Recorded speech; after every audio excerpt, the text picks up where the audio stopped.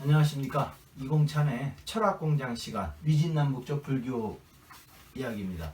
저번 시간에 제가 이제 석가모니가 그 득도를 하고 나서 12연기법, 그 다음에 삼법인, 사성체까지 설명했고, 이제 그 이후의 얘기입니다. 그래서 석가모니가 색, 수, 상, 행식. 자, 색은 눈에 보이는 거, 수는 받아들이는 거, 상은 사상, 행동, 의식. 요 5가지를 오온이라고 합니다. 오온. 요 오온은 5가지 축적된 인간의 허상이다. 그래서 요것은 다 가짜다 이거예요. 가짜다.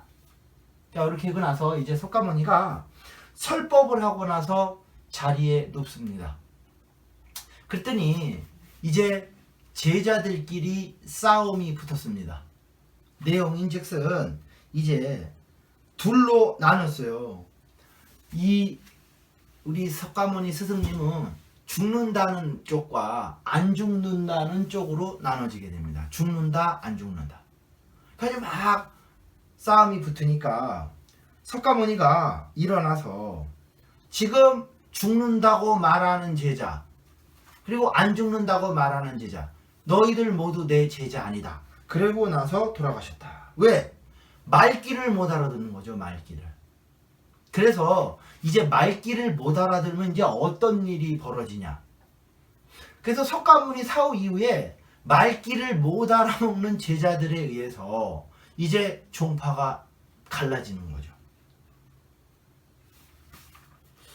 그래서 이제 제자들은 그 석가모니한테 들은 게 자기 수준에 따라 다 다르기 때문에 이제 서로 싸움이 일어나게 됩니다. 그래서 우리나라도 보면 훌륭한 스승님이 계시면 그 밑에 제자들이 수준이 다르기 때문에 서로 싸움박질 일어나는 거 똑같죠. 자, 그래서 석가모니 시대의 불교가 원시불교라고 합니다. 원시불교. 이게 초기 불교거든요. 그래서 대표적인 경전이 아한경이라는 게 있고, 또 석가모니 사후의 불교가 있어요. 그것이 바로 뭐냐? 부파불교입니다. 부파불교.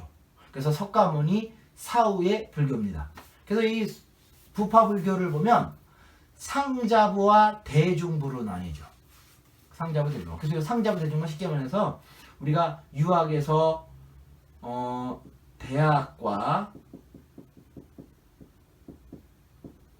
중용이라는 게 있으면 처음 입문하는 사람은 이제 대학을 하는 거죠. 대중.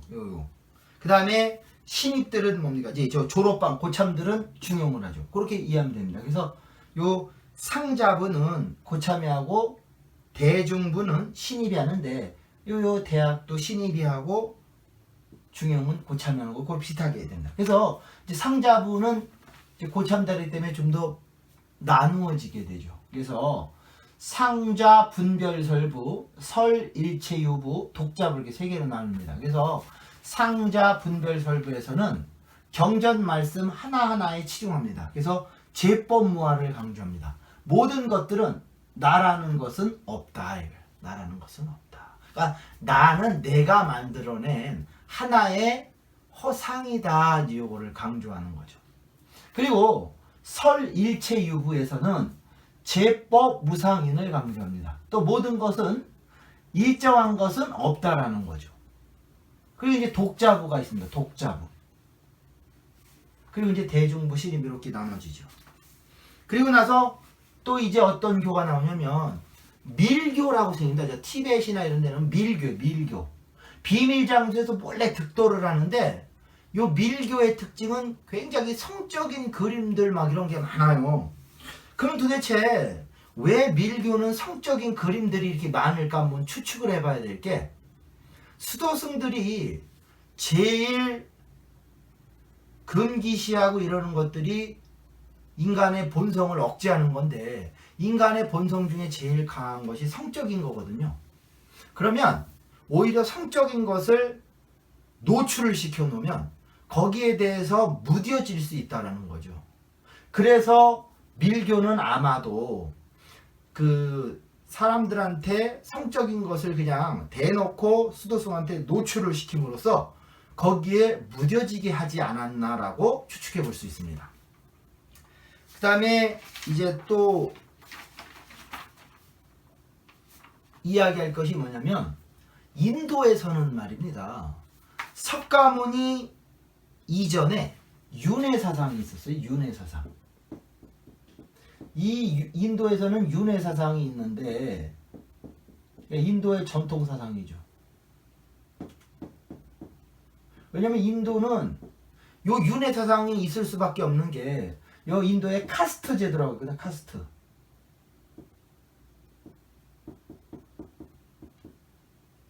네 개로 나눈 그룹이 있습니다. 그러면 제일 밑에 이 수드라라는 브라움부터 크샤트리아, 바이샤, 수드라마 해가지고 네 개로 나누는데 이 브라만이 제일 높거든요. 밑이 제일 낮은 게 수드라인데 요 윤회 사상을 만들므로 인해서 내가 지금 수드라로 태어났어도 열심히 노력을 하면 다음에 브라만으로 태어날 수 있다라는 그 계급 제도를 인정해 버리게 한다고요. 그럼 사람들이 이제 자기 계급에 대해서 불만이 없이 그냥 사는 거예요. 다음에 태어나면 되니까. 요 윤회 사상이 사실 잘 보면 인도를 지금 발전시키지 못하는 하나의 그 발목을 잡고 있다 이렇게 얘기도 하고 있는데 어찌됐든 간에 윤회 사상이 있으니까 사람들이 계급에 대해서 불만이 없이 자리를 잡았던 거죠. 근데 석가모니는 말입니다. 윤회 사상을 부정합니다. 왜? 석가모니는 윤회 사상이 없어요.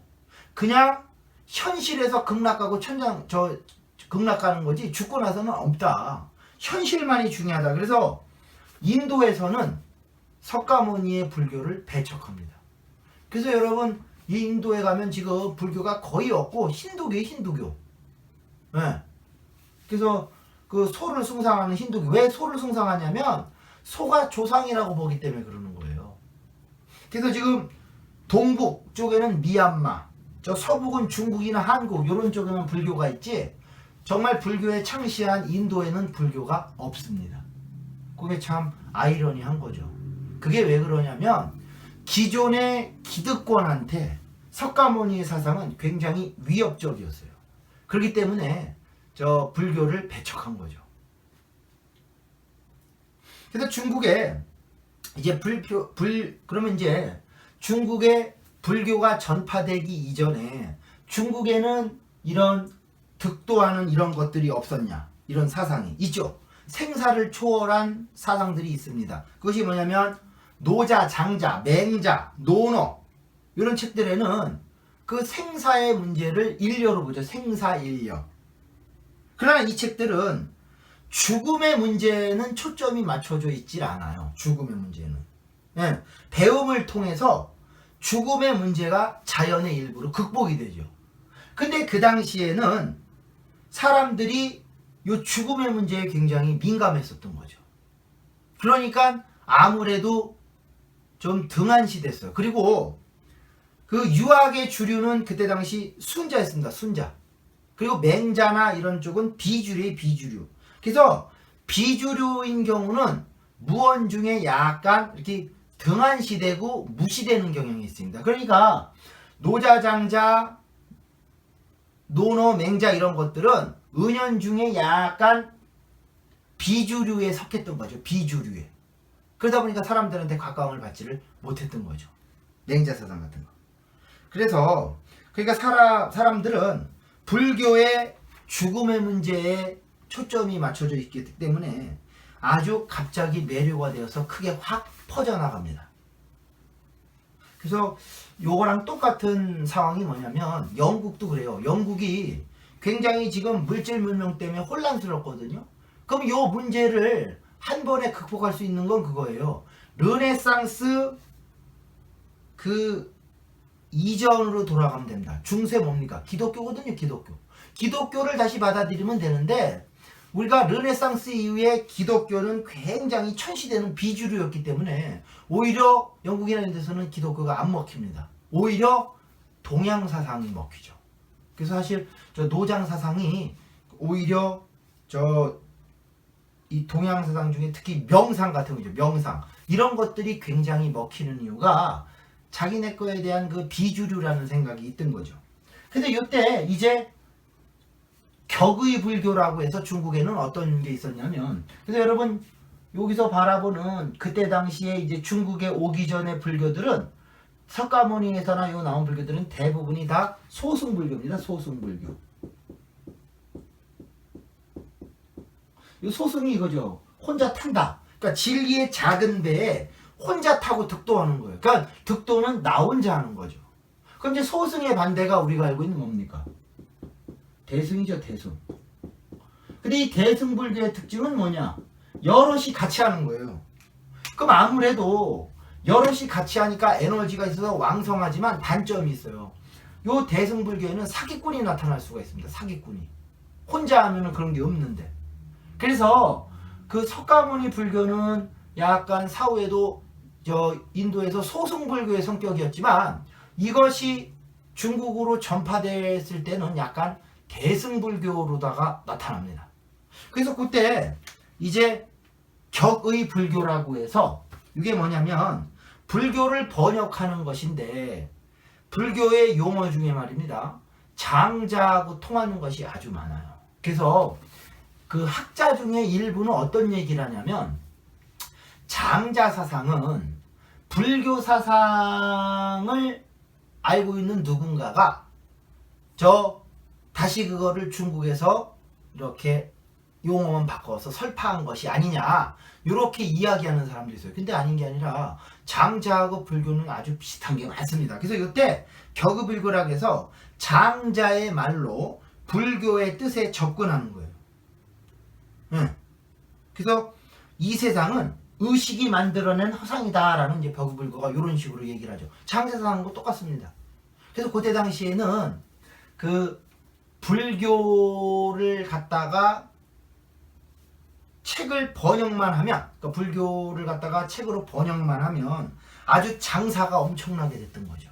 그래서 위진남북조 시대는 시대를 거친다는 불교가 번역 불교 시대였습니다. 번역 불교 시대. 그래서 우리가 위진남북조 시대에는 이제 불교가 전파가 돼서 번역이 됐다. 그래서 요즘 우리나라도 영어가 한참일 때는 원어민 교사만 데려다 쓰면은 먹혔다고요, 이제.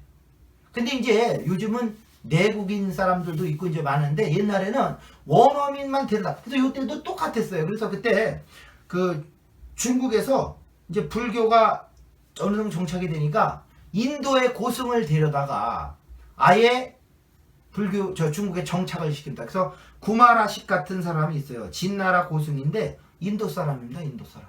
와가지고 대접을 무진장 해줬죠. 그래서 우리나라도 여기서 하나 나오는 게 성씨도 똑같습니다.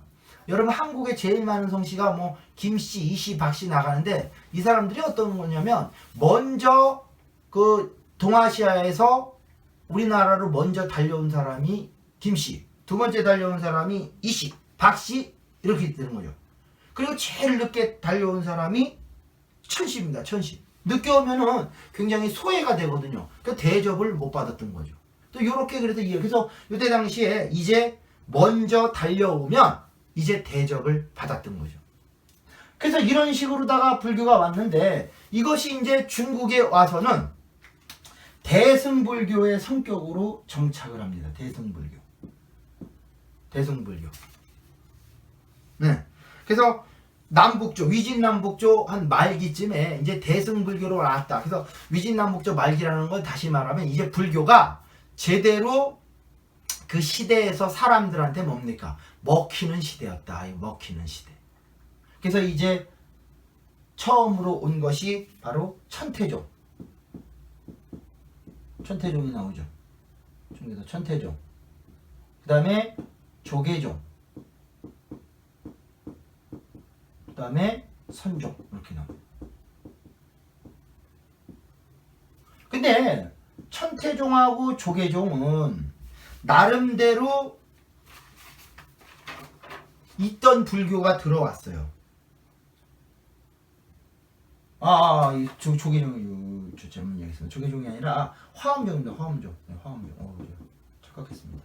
조계종이나 선종이나 같죠. 이게 네, 조계종이나 선종. 그래서 천태종, 화엄종, 선종. 이 선종이 조계종입니다. 조계종. 자, 그래서 이렇게 왔는데 요 두 가지 천태종하고 화엄종은 기존에 있던 불교라고 했지만 이 선종은 인도에는 없었는데 중국에서 만들어져 꽃이 핀 거예요. 그래서 이 선종이 우리나라의 조계종입니다. 조계종. 요 계열이. 그래서 우리가 여기서 이제 알아볼 수 있는 건 천태종, 화엄종, 조계종 이 세 종파가 이제